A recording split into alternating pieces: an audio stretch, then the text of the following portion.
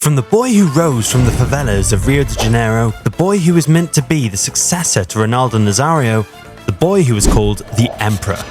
The boy who could have been a football legend, but a single phone call changed his life. This was a downfall that no one would have wished onto their worst enemies. But how good was Adriano? What went wrong with him? Why did his career end so fast? Stay tuned and hit the subscribe button, because today's video is going to blow your minds. The football prodigy was born in Rio de Janeiro's notorious Vila Cruzeiro favela in February 1982. Growing up, Adriano had to face many hardships. His family was financially disadvantaged, he had little to no opportunities, and on top of all this, he had to survive the harsh and notorious environment of the favelas, plagued with crime, gang wars, drugs, corruption, and violence. Despite all the chaos around him, Adriano's spirit remained as bright as ever. And the sole reason behind it? His love for football. From dawn till dusk, you could find him showing off his skills barefoot and fearless in the street and dirt pitches. And get this, he was only 7 years old. But despite all this, he knew if he were to continue with the same resolve, he would be able to help his family escape the cycle of poverty. So he worked tirelessly until he got into the Flamengo's youth academy. He was way too good for his age, and combined with his solid build, sturdy frame, and very strong left foot, he was outclassing kids twice his age. Damn. After getting into Flamengo's academy, for the next 8 years, under the guidance of Flamengo's coaches, Adriano underwent rigorous training and development programs aimed at nurturing his skill and making him ready for the next level. Finally, in 2000, Adriano made his senior team debut for Flamengo against Botafogo, and it was 4 days later that he scored a splendid goal against Sao Paulo, opening his account as a professional footballer. He was special, and everyone knew that right away. In fact, he was so good that he gave the relics of Ronaldo Nazario, and during his breakthrough season for Flamengo, he scored an impressive tally of 10 goals in 24 appearances. But this was just the beginning. Soon, Adriano had another honour, becoming one of Brazil's youngest ever national team debutants at 18. Whereas during his second season for Flamengo, he went on a rampage, scoring 3 goals in his first 5 Brazilian Serie A appearances.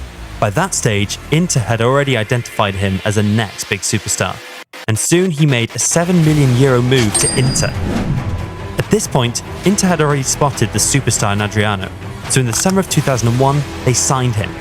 Adriano was finally living the dream, and shortly after, he stepped onto the field in a friendly match, the Santiago Bernabéu Trophy, played on Real Madrid's turf.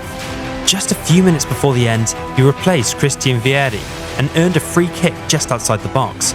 The special strike, which he claimed to have hit it at a world record speed of 105 miles an hour, scaled a 2-1 victory for Inter. It was truly a sight to behold. Paul Casillas could only watch him in utter disbelief.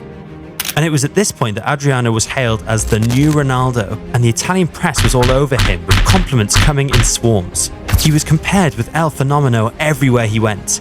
It was indeed a matter of pride, but having all this fame, he was still made to wait for his big chance at Inter, who decided a loan spell would best serve his development. Consequently, Adriano moved to Fiorentina for the second half of the 2001-2 season, and he hit 6 goals in his first 15 games for La Viola. But Inter opted against bringing him back. Fiorentina agreed a 2-year co-ownership deal with Parma that summer, and Adriano soon began living up to his billing as Ronaldo's heir at the Ennio Tardini Stadium. Over the next 2 seasons, Adriano racked up 23 goals in 37 Serie A games for Parma, forming a deadly partnership with Adrian Mutu along the way. After watching this, Inter realised they'd made a mistake letting him go, and soon they brought him back for a record fee of €23 million. Damn. This is what Adriano had to say. "I'm happy to come back home. I'm sure that by playing with Inter, I will become a great player." These words proved to be true. If you guys are enjoying this video, don't forget to subscribe to our channel. During his time with Inter, he was in peak form. He was unstoppable towards the back end of the club's 2003-4 season, as he had scored 9 goals in 16 Serie A appearances, including a stunning final day brace against Empoli. His dazzling display during the 3-2 win at the Carlo Castellani Stadium had already won the hearts of hundreds of thousands of Inter fans. But for Adriano, this wasn't enough. He wanted more. Hence then came a once-in-a-lifetime performance against Empoli.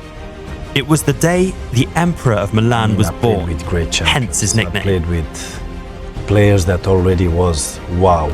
But the one I felt that could do it longer was, and he didn't do it, was Adriano when I was in Inter.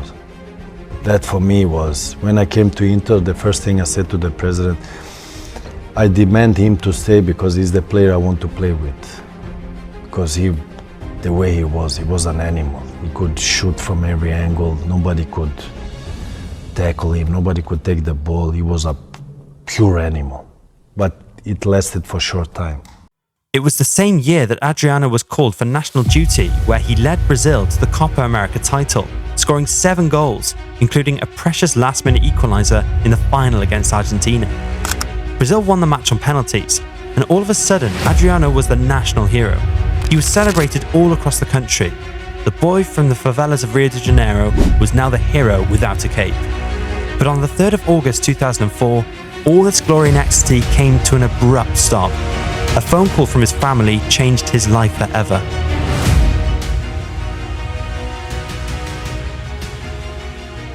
Adriano kept on playing football, but he was never the same. He was inconsolable and a completely different man altogether. This is what Adriano said. The death of my father left a huge void in me. His interest in the game was lost and the emotional baggage was too much. But despite all of this, he maintained a great record as he struck 28 goals in all competitions for Inter in 2004 to 2005. But during all this time, he felt, I was across the ocean in Italy, away from my family, and I just couldn't cope with it. I got so depressed, man. I started drinking a lot. I didn't really want to train.